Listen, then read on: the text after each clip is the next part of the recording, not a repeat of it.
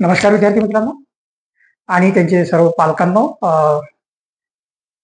तुम्ही माझ्या channel self स्टडीला चांगला प्रतिसाद दिला आणि बरेचसे जे आपले व्ह्यूअर्स आहेत त्यांनी कमेंट्स करून मला म्हटलं की तुम्ही ऑनलाईन क्लासेस घ्या. तर ऍक्च्युली माझ्याकडे ते ऑनलाईन क्लासेस वगैरे घ्यायचं असं काही सगळं सेटअप वगैरे नाही आहे. कारण मी जो बाय प्रोफेशन मी काही युट्यूबर किंवा टीचर नाही आहे.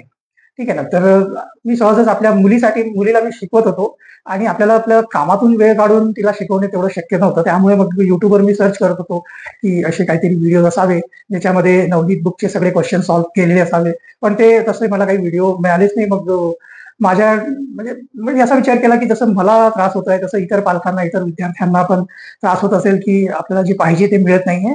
तर म्हणून मग मी म्हणजे ध्यानी नसताना हा चॅनल सुरू होऊन गेला मी. ठीक आहे.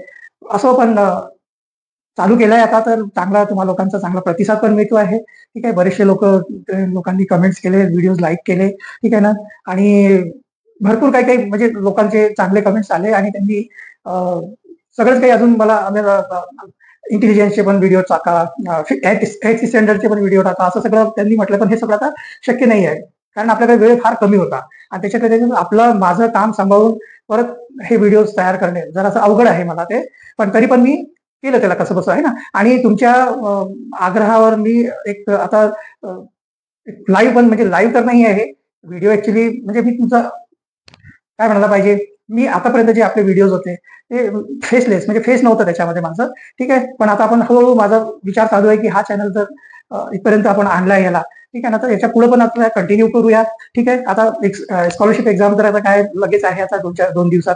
ठीक आहे. ती करून घ्या. जेवढं आपण याच्यामध्ये व्हिडिओज टाकले ते बघून तुम्ही व्यवस्थित प्रॅक्टिस करून ते सोडून घ्या. ठीक आहे. पण याच्यानंतर आपण काय करूया की ह्या चॅनलवर आपण जे 5th स्टँडर्डचे जे आपले बुक्स आहेत, टेक्स्ट बुक, ठीक आहे ना, मॅथमॅटिक्सचे म्हणजे जे स्टेट बोर्डचं जे बुक्स आहे त्याचे जे आहे सगळे चॅप्टर्स आपण करूया एक एक करून. ठीक आहे ना. त्याच्यामध्ये पूर्ण मी सगळे डाऊट्स क्लिअर करायचा तुमचा प्रयत्न करेल. ठीक आहे. तर आपण हे संपलं, आपली एक्झाम संपली स्कॉलरशिपची एक्झाम की लगेच आपण मॅथ्सचे क्लास घ्यायला चालू करूया. ठीक आहे. तर शक्यतो बघेल मी जसं जमेल तसं. सुरुवातीला आपलं ह्याच्यावरच घेईल. जसे आपले बाकीचे व्हिडिओज आपण तयार केले तसेच करेल आणि हळूहळू मी सेटअप सगळं तयार करून घेईल आणि असे लाईव्ह क्लासेस पण घ्यायला सुरू करेल. ठीक आहे. तोपर्यंत थोडंसं तुमचं सहकार्य राहू द्या. ठीक आहे. चला आता अजून काय झालंय की लोकांनी म्हणजे खूप कमेंट करून मला म्हटलं होतं की इंटेलिजन्सचे पण व्हिडिओज टाका. तर तेवढं शक्य नव्हतं म्हणून मी काय केलंय 2023 आणि 24 ह्या 2 वर्षाचेच पेपर त्याच्यावर सॉल्व्ह करून व्हिडिओ टाकलेले आहेत. त्याच्यामधले बऱ्याचशा लोकांचे त्याच्यावर 2024 चे जे पेपर आहे तिथून कमेंट्स आले आहेत की ते आम्हाला व्यवस्थित समजून द्या. तर आपण ते आज घेऊया. आपण थोडं लवकर घेऊया कारण तेवढा वेळ नाही आहे आपल्याकडे. थोडंसं फास्ट घेऊया. तर त्याच्यातले काही व्ह्युअर्स आहेत त्यांनी आपल्याला कमेंट्स करून सांगितले की त्यांना हे क्वेश्चन कळाले नाही आहेत. ठीक आहे. तर मी त्यांचं नाव वगैरे घेत नाही. सगळे जे आपले व्ह्युअर्स आहे. ठीक आहे ना. कारण एकाचं नाव घेतलं तर दुसरा व्ह्युअर नाराज होणार की माझे क्वेश्चन नाही सांगितले. ठीक आहे. तर आपण काय करूया की बल्कमध्ये एक व्ह्युअर आहे त्यांनी आम्हाला म्हणजे कमेंट केलं आहे की 61 to 75 क्वेश्चन्स आम्हाला समजून सांगा. तर आपण नवनीत बुक मधूनच, ठीक आहे, नवनीतचं हे बुक आहे बघा, या बुक मधून आपण सॉल्व्ह करूया. तर त्याच्यामध्ये सगळ्यात पहिला अजून एक त्याच्या अगोदर एक व्ह्युअर्स आहेत त्यांनी 46 नंबरचा क्वेश्चन एक विचारला होता. पहिले ते करून घेऊया मग 61 to 75 करूया. तर 46 नंबरचा जो क्वेश्चन आहे त्याच्यामध्ये बघा त्याच्यात लिहिलेलं आहे की एक स्टेटमेंट दिलेलं आहे, Saurabh is 17 years old and he is 3 years younger than Seema. तर ह्या स्टेटमेंटवरून आपल्याला काय कळतंय की सौरभ जो आहे सौरभ तो किती वर्षाचा आहे? 17 वर्षाचा आहे आणि तो सीमापेक्षा लहान आहे. किती? 3 वर्षांनी लहान आहे. सीमापेक्षा लहान आहे 3 वर्षांनी. तर सीमाचा वय किती असेल? है ना. सीमाचं वय जास्त असेल ना. हा सौरभ सीमापेक्षा लहान आहे. ठीक आहे ना. तर सीमाचं वय जास्त असेल. सीमाचं वय 3 वर्षांनी जास्त आहे. मी इथं लिहिले ना, Saurabh is younger than Seema by 3 years, आहे की नाही. तर याचा अर्थ आहे की सीमाचं वय जे आहे ते 20 वर्ष होणार. दुसरं जे स्टेटमेंट आहे स्टेटमेंट बी त्याच्यामध्ये काय लिहिलं, Sharayu is younger than Sharad. Sharayu एक आहे की शरयू ती शरद पेक्षा लहान आहे. शरद पेक्षा लहान आहे आणि ती हर एज इज 21 years. कोणाचं? शरयूचं जे वय आहे ते 21 वर्ष आहे असं म्हटलंय. जर शरयूचं वय 21 वर्ष आहे तर शरद जो आहे तो मोठा आहे ना, है ना. शरयू यंगर आहे, लहान आहे, मग शरद मोठा आहे, मग शरदचं वय किती असणार आहे? 21 पेक्षा जास्त असणार आहे, मोर दॅन 21 इयर्स. ठीक आहे, मोर दॅन 21 हे सगळे इयर्स आहेत. हा 17 वर्षाचा आहे, हे 20 वर्षाची आहे आणि हे 21 वर्षाची आहे. ठीक आहे, तर याच्यामध्ये आपल्याला ह्या जे स्टेटमेंट ए आणि स्टेटमेंट बी वरून आपल्याला हे असं मिळालेलं आहे. ठीक आहे, आता याच्यावरून आपल्याला खाली जे 4 ऑप्शन्स दिलेले आहेत त्यापैकी एक कुठलं तरी ऑप्शन करेक्ट आहे ते आपल्याला बघायचं आहे. तर पहिलं काय दिलंय बघा, Sharayu is younger than Saurabh by 4 years. Sharayu जी आहे सौरभ पेक्षा लहान आहे असं म्हटलंय 4 वर्षांनी. नाही आहे ना, लहान नाहीये, ती मोठी आहे. ठीक आहे, कारण हिचं वय जास्त आहे शरयूचं सौरभपेक्षा, तर लहान थोडी आहे, ती मोठी आहे. तर पहिलं इनकरेक्ट आहे. शरयू इज यंगर देन सीमा. शरयू जी आहे सीमापेक्षा लहान आहे, हे पण चुकीचं आहे, कारण शरयू मोठी आहे, 21 वर्ष वय आहे तसंच आहे ना. त्याच्यानंतर सीमा इज 14 इयर्स ओल्ड. सीमा आपलं वय तिथं क्लिअर दिलं आहे की है ना 20 वर्ष आहे. कसं? कारण ती जी आहे सीमा सौरभपेक्षा 3 वर्षांनी मोठी आहे. ठीक आहे ना, तिचं वय मग मोठी आहे म्हटल्यावर 21 वर्ष वय येणार. ठीक आहे, 20 वर्ष सॉरी 14 नाही येणार. त्याच्यानंतर 4th नंबरचा ऑप्शन आहे, Saurabh is youngest in all of them. Saurabh जो आहे सर्वांमध्ये, हे जे चौघही आहे त्याच्यामध्ये सौरभ जो आहे सर्वांमध्ये लहान आहे. बरोबर आहे, कारण याचं वय 17 वर्ष आहे. ठीक आहे ना, त्याच्यामुळे जे 4th नंबरचं स्टेटमेंट आहे ते बरोबर आहे. ठीक आहे, तर त्याच्यानंतर स्टेटमेंट नाही म्हणायला पाहिजे, अल्टरनेटिव्ह जो आहे 4th नंबरचं ते बरोबर आहे. ठीक आहे, तर अशा प्रकारे याचा आन्सर काय येतो? Answer number 4. क्वेश्चन नंबर 46 चा आन्सर येतो आन्सर नंबर 4. ठीक आहे, चला आपण पुढचं आता 61 to 75 हे सगळे क्वेश्चन्स बघूया. ते पण थोडंसं फास्ट बघूया, कारण तेवढा वेळ नाहीये माझ्याकडे पण.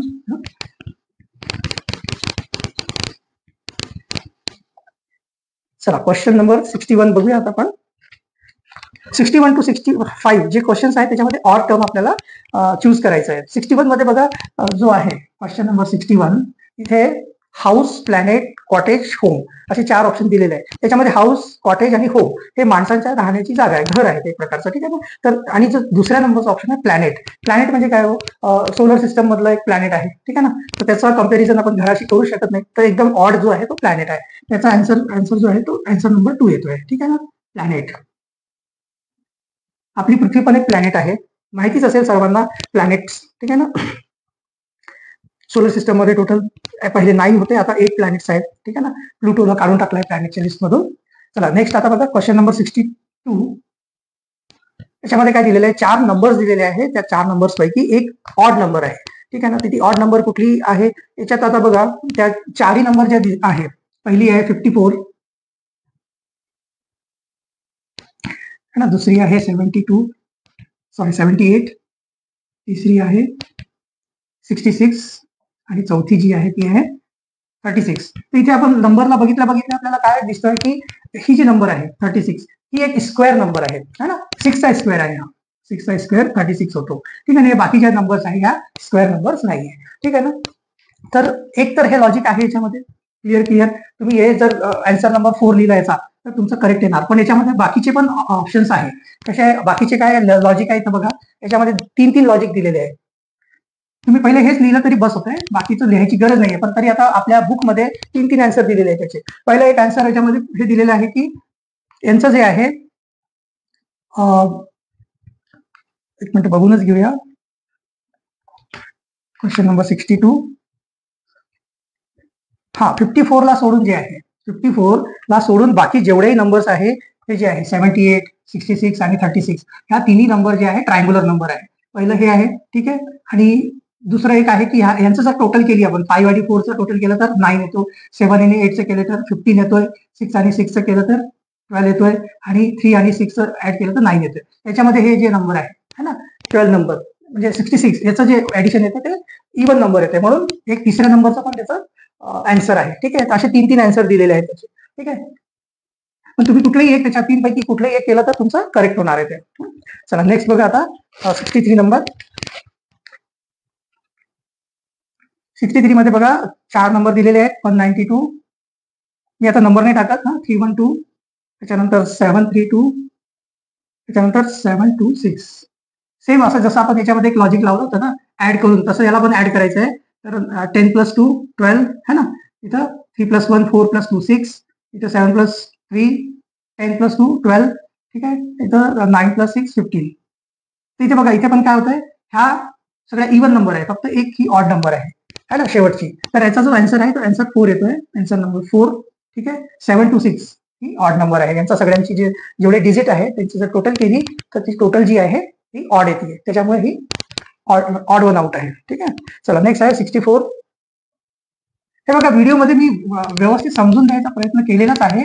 तुम्ही थोडं त्याला व्हिडिओला रिपीट करून करून 2-3 वेळेस तुम्ही बघा, समजेल तुम्हाला. तिथं माझा प्रयत्न मी नेहमी असाच राहिलाय की व्यवस्थित समजून गेलं पाहिजे सगळ्यांना, अशा पद्धतीने समजवायचा प्रयत्न केला आहे. ठीक आहे. तरी पण तुमच्या रिक्वेस्टनी मी परत टाकतोय ह्या सगळे व्हिडिओ. दुसरा बघा क्वेश्चन नंबर 64. ठीक आहे. आता हे इथं बघा, ह्या जे आहे ना मिरर इमेज आणि वॉटर इमेज याच्याकडे तुम्ही थोडंसं म्हणजे लक्ष द्या. काय असतं की मिरर इमेज, जसं आता हे जे आहे इथे एक आकृती अशी पहिल्या याच्यामध्ये दिलेली आहे आपल्याला आकृती. ठीक आहे. त्याला थोडंसं तुम्हाला इमेजिन करावं लागेल. ठीक आहे ना.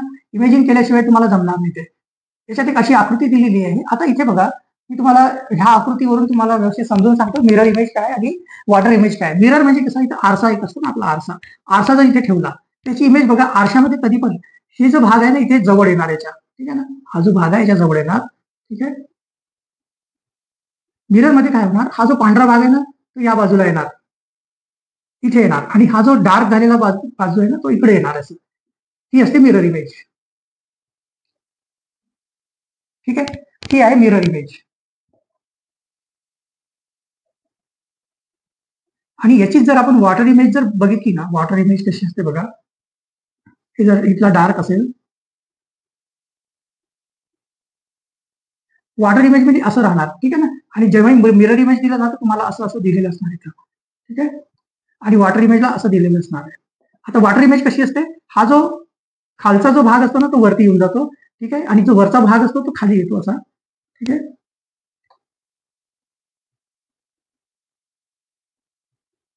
आता हे बघा, हा जो डार्क पार्ट आहे ना हा ह्या साईडला असणार आहे, त्याची बाजू बदलत नाही. हा डार्क साईड ह्या साईडला असणार आहे. ठीक आहे. आणि जो है ना, जो बाकीचा जो भाग आहे तो इथे असणार. तर याच्यामध्ये बघा एवढा फरक आहे, हे तुम्ही जर लक्षात घेतला, ठीक आहे ना, तर जेवढे तुमचे वॉटर इमेज आणि मिरर इमेजचे जे क्वेश्चन येईल ना ते तुम्ही सॉल्व्ह करू शकता. तर इथे बघा आपण जे आहे ना 64 नंबरचा जे क्वेश्चन आहे त्याच्यामध्ये जे फर्स्ट, सेकंड आणि फोर्थ जे दिलेले आहे ना ते मिरर इमेज दिलेले आहे. बघा पहिला वरच्या साईडला असा दिलेला आहे आणि खाली अशी फिगर दिलेली आहे. तर याचा अर्थ आहे की हे मिरर इमेज आहे. ठीक आहे. असेच बाकीचेही दिलेले आहे. तर थोडस म्हणजे तुम्ही हे करून बघा, थोडा विचार करून बघा, येईल, काही प्रॉब्लेम नाही आहे. आम्ही व्हिडिओला पॉज करून नेहमी नेहमी आहे ना फॉरवर्ड बॅकवर्ड करून बघा, इथं व्यवस्थित मी एक्सप्लेन करून सांगितलेलं आहे. ठीक आहे ना. आणि याच्यामध्ये फक्त जी थर्ड नंबरची जी इमेज आहे त्याच्यामध्ये जो आहे तो वॉटर इमेज आहे, कारण त्याच्यामध्ये कसं दिलेलं आहे, असं एक पानासारखं दिलेलं आहे. ठीक आहे.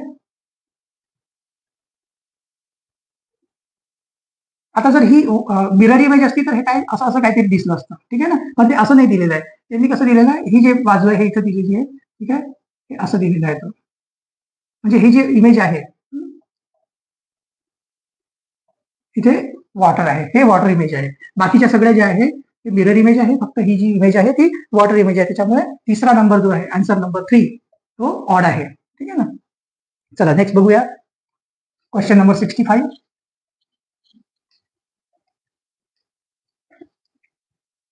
65 मध्ये पण एक बघा,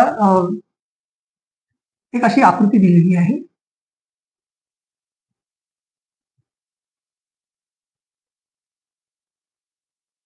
म्हणजे एफच आहे तो आकृती म्हणजे, आणि एक अशी लाईन दिलेली आहे. बाकीच्या ज्या जेवढे 3 इमेज दिलेले आहेत त्यांना तुम्ही काय करा की क्लॉकवाईज किंवा अँटी क्लॉकवाईज, म्हणजे घड्याळीचे काटे ज्या दिशेने फिरतात त्या दिशेने त्याला फिरवा. ठीक आहे. माइंडमध्येच फिरवावं लागेल, ते डायरेक्ट तुमच्या याच्यावर तर फिरणार नाही.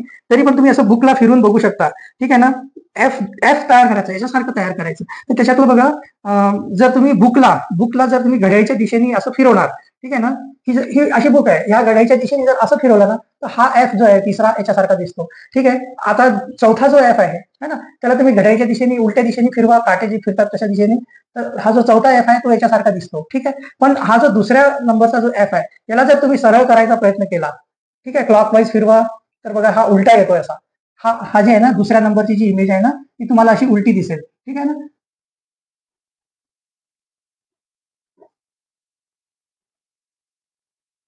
ती दुसऱ्या नंबरची इमेज आहे ना ती तुम्हाला अशी दिसेल.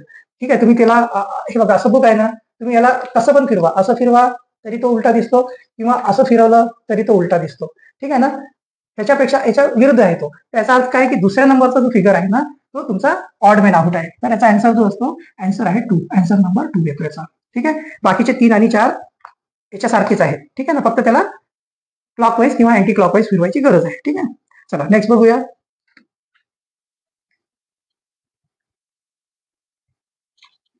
66 नंबरचा क्वेश्चन आहे बघा. 66 मध्ये काय दिलं? Rahim's today's age is twice of Ram's today's age and 4/3 times John's today's age. If 3 years ago Ram's age was 9 years, then what is the sum of today's age of all 3 of them? याच्यामध्ये बघा की तिघ जण आहे है ना. तिघांमध्ये एज कोणाचं दिलं आहे? फक्त रामचं दिलेलं आहे. ते पण आजचं एज नाही दिलेलं आहे, म्हणजे 3 वर्षापूर्वीचं, 3 years ago है ना. हे बघा क्वेश्चन नंबर 66 मध्ये थोडस एवढं समजून घ्यावं लागेल आपल्याला की रामचं जे आहे आजचे एज काढायचं आहे सगळ्यांची. ठीक आहे ना. सगळ्यांची जी आहे आज किती एज आहे त्यांची ते काढायची आहे. सगळ्यात पहिले राम जो आहे ना, रामची एज दिलेली आहे, पण किती दिलेली आहे? 3 वर्षापूर्वी 9 वर्षाचा होता तो. 3 वर्षापूर्वी त्याची एज किती होती? 9 वर्ष होती. मग आज किती असेल? 3 वर्षापूर्वी 9 असेल तर 9 नंतर 10, 11, 12, 3 वर्षानंतर तर त्याचं वय किती येतोय? 12 वर्ष येतोय. रामचं वय जो आहे ना 12 वर्ष येतोय. ठीक आहे. त्याच्यानंतर रहीम जो आहे, रहीमचं वय किती दिलेलं आहे माहिती का? Twice of Ram's today's age. ठीक आहे ना. रहीमचं वय जे आहे याचं ट्वाइस, डबल, म्हणजे याचं 24 वर्ष येणार आहे. ठीक आहे. आणि जॉन दिलेला आहे त्याच्यामध्ये. आता जॉनचं वय दिलेलं नाहीये, पण जॉनचं वय कसं आहे की रहीमचा जो एज आहे, रहीमची एज किती आहे? 24 वर्ष.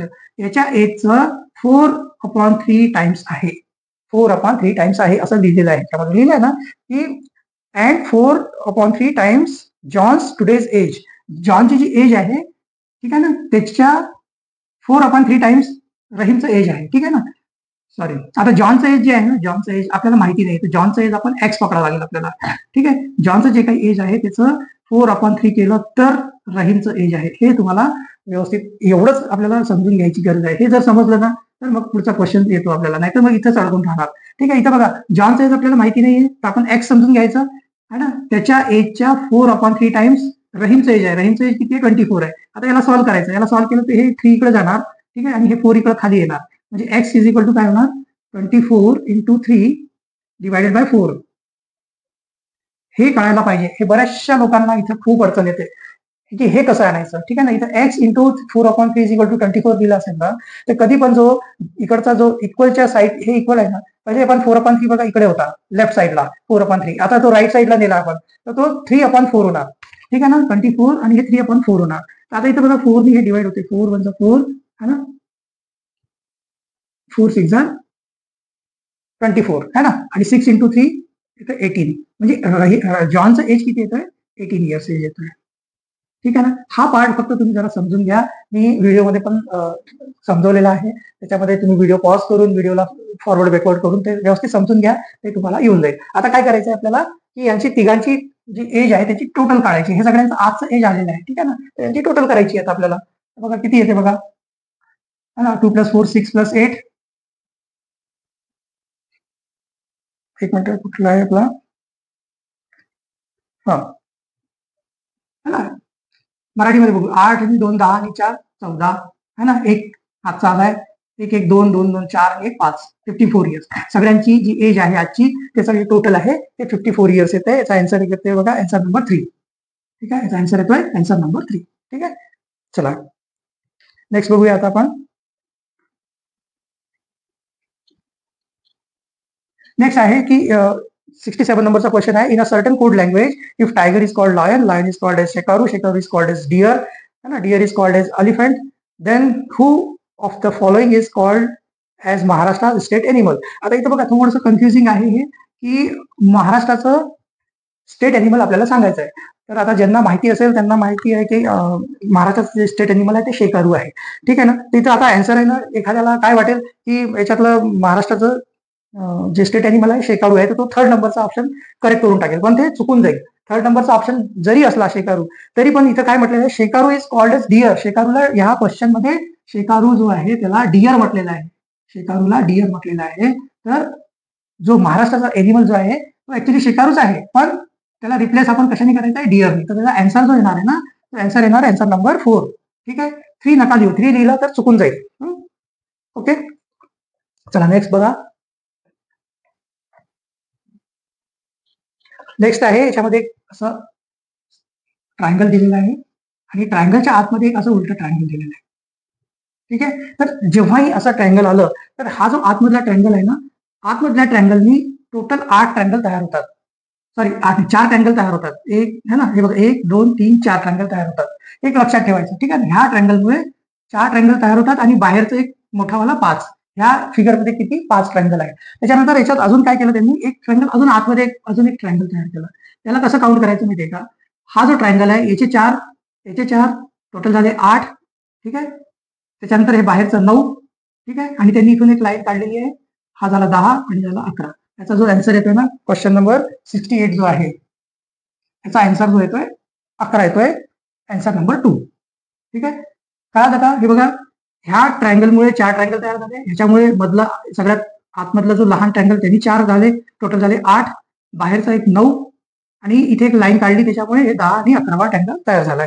ठीक आहे, त्याचा आन्सर येतोय 11, आन्सर नंबर 2. चला नेक्स्ट बघा.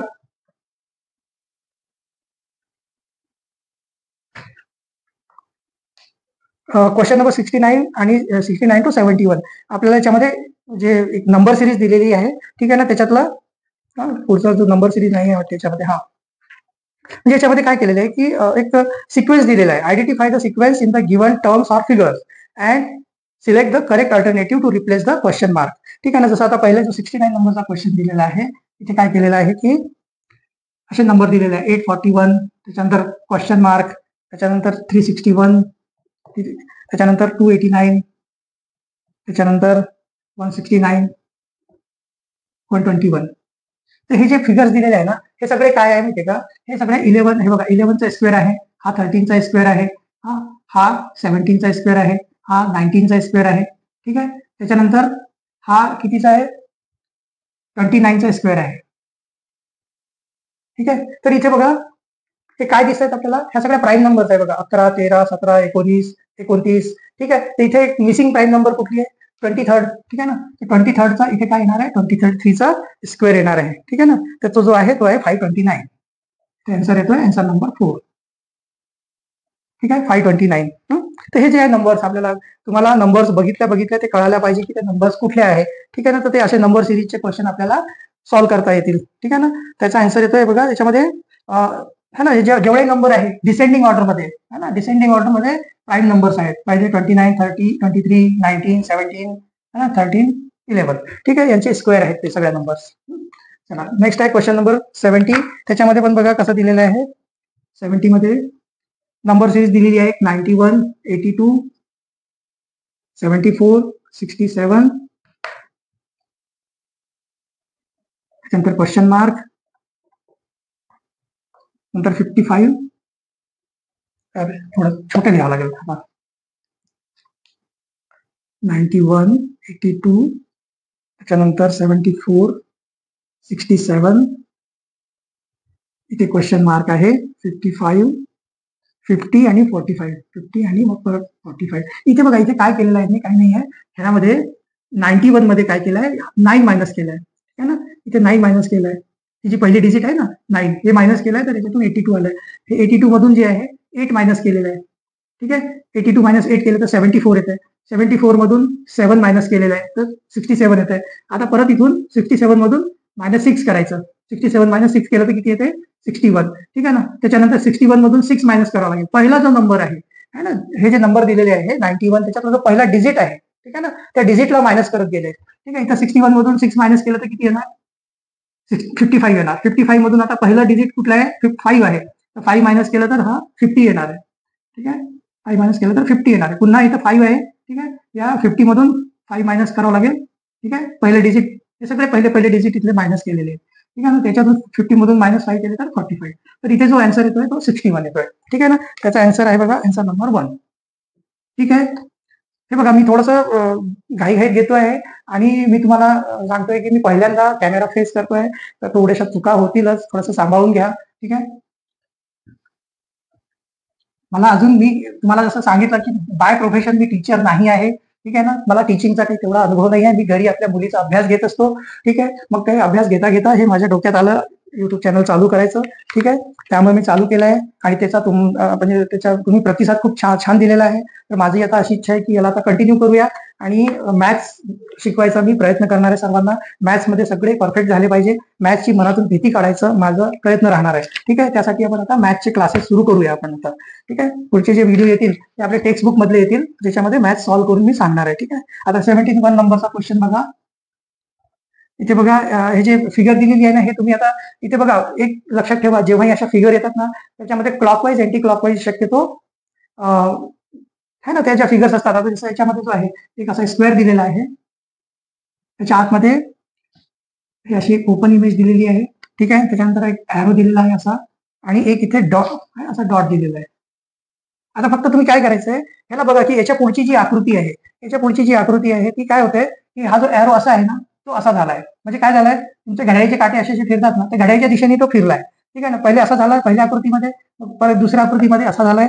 ठीक आहे ना, तर याच्या पुढची जी आकृती आहे त्याच्यामध्ये कसा होईल, असा होईल. म्हणजे तो कसा येणार, एरो असा येणार आहे. तर एरो जिथे असा आहे तिथली इमेज कुठली कुठली आहे, पहिली, दुसरी, तिसरी इमेज आहे. या 3 पैकी एक आन्सर असणार आहे. ठीक आहे, त्याच्यानंतर हा जो बॉक्स आहे, तो बॉक्स जो आहे ना, तो अँटी क्लॉकवाईज फिरत आहे. अँटी क्लॉकवाईज म्हणजे हा बॉक्स जो आहे ना, असा आहे, तर असा झाला तर तो बॉक्स कसा होणार, है ना, अशा टाईपचा होणार. त्याच्यानंतर परत मग तो हा बॉक्स परत असा अँटी क्लॉकवाईज, म्हणजे घड्याळीचे काटे जे फिरतात ना, त्या विरुद्ध दिशेने फिरायला लागलाय.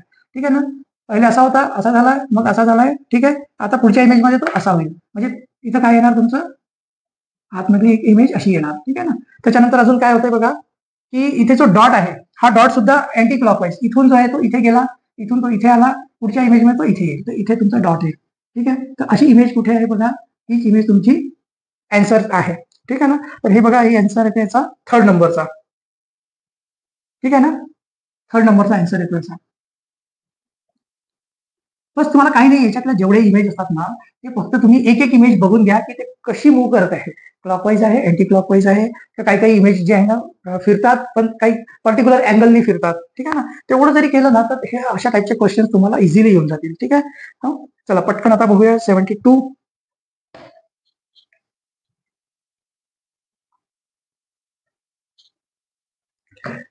चला नेक्स्ट आहे 72 आणि 73. याच्यामध्ये पण बघा, मिरर इमेज, जसं मी तुम्हाला सांगितलं होतं, मिरर इमेज जे असतात ना, ते कसं आहे बघा, इथे एक इमेज दिलेली आहे, ही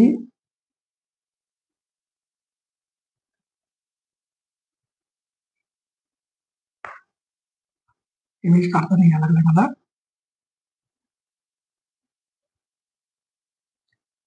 ठीक आहे, इमेज काय एवढं महत्वाचं नाहीये, फक्त तुम्ही ते कॉन्सेप्ट समजून घ्या त्याचा. ठीक आहे, हे असं इथे चंद्र दिल्यासारखं आहे. आता इथे जर आपण एक मिरर ठेवला, आरसा ठेवला, तर काय होत असते, इथे लक्षात ठेवा फक्त, ही जी इमेज आहे ना, ही इथे जवळ येतात आणि हे जो भाग आहे इकडे लांब येणार. तर ही इमेज कशी येणार माहिती का, हे असं, हे जे चंद्र आहे ना, इथे येणार. ठीक आहे ना, परत हे जे इकडे येणार आहे, ठीक आहे, आणि हे असं काहीतरी असणार आहे. हा, आणि हा जो एरो आहे ना, हा एरो इकडे दिसत आहे ना, तो इकडे येणार. ठीक आहे, उलट होतंय सगळं, है ना, मिररमध्ये उलट दिसत असते. ठीक आहे ना, तुम्ही वाटल्यास आहे ना, घरी आपल्या थोडंसं प्रॅक्टिससाठी म्हणून इथे एक मिरर ठेवून बघा. बुकमध्ये जो इमेज दिलेली आहे ना, इथे एक मिरर ठेवून बघा आणि ते कशी इमेज दिसते ते लक्षात ठेवा, आणि तसंच तुम्ही मग तिथं आपलं लॉजिक लावा. जेव्हा एक क्वेश्चन मध्ये तुम्हाला क्वेश्चन सॉरी एक्झाम सोडवायला जाल ना तुम्ही, तिथे जे क्वेश्चन येईल ना मिरर इमेजचे, तर तिथं थोडंसं आपण विचार करायचा की तिथे आपण मिरर ठेवल्यावर ते कसं दिसेल म्हणून. ठीक आहे ना, त्याच्यामध्ये बघा, याच्यामध्ये आन्सर नंबर 3 दिसतोय. चला, 3rd नंबरचा आन्सर आहे, है ना, आन्सर येतो याचा 3. त्याच्यानंतर बघा आता क्वेश्चन नंबर 73.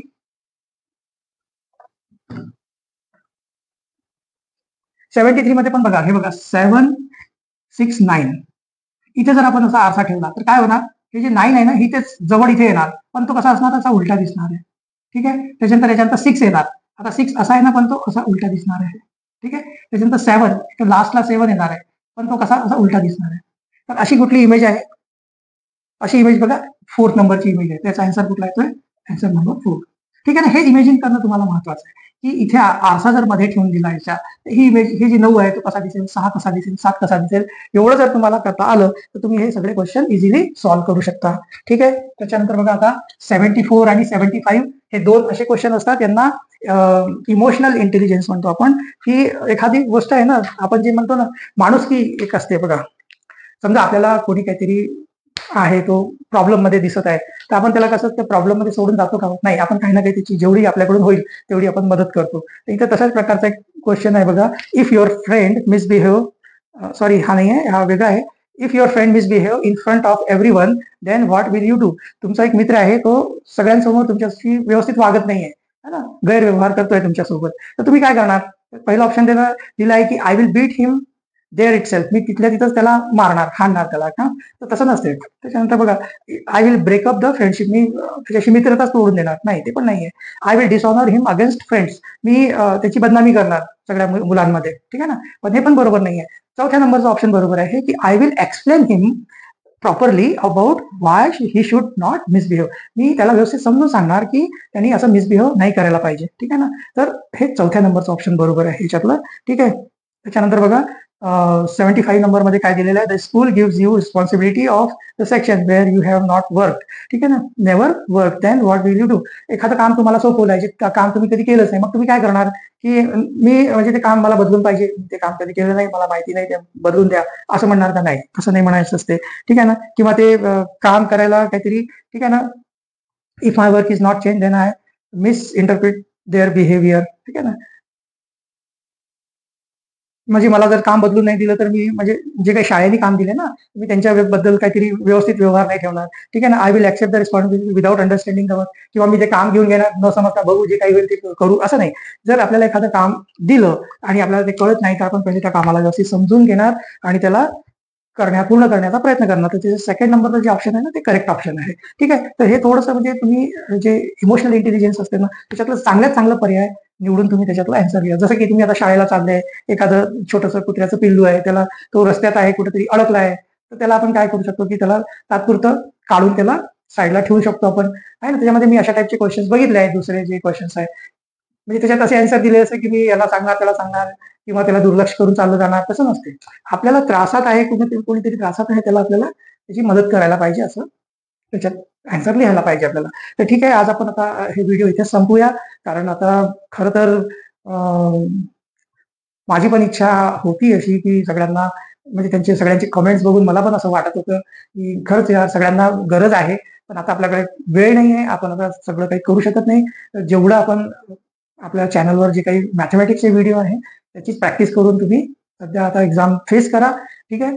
बघूया आपण आता याच्यानंतर मी ठरवलं आहे की 8वीचे स्कॉलरशिपचे व्हिडिओज पण करणार आहे, ठीक आहे. आणि मॅथमॅटिक्सचे व्हिडिओ तर कंटिन्यू करणार आहे. मॅथमॅटिक्स जे आहे ते आता जसं आता 5th स्टँडर्डचे जे मुलं आहे, आपले सगळे जे व्ह्युअर्स आहेत है ना, ते सगळे 5th स्टँडर्ड मध्ये आहे.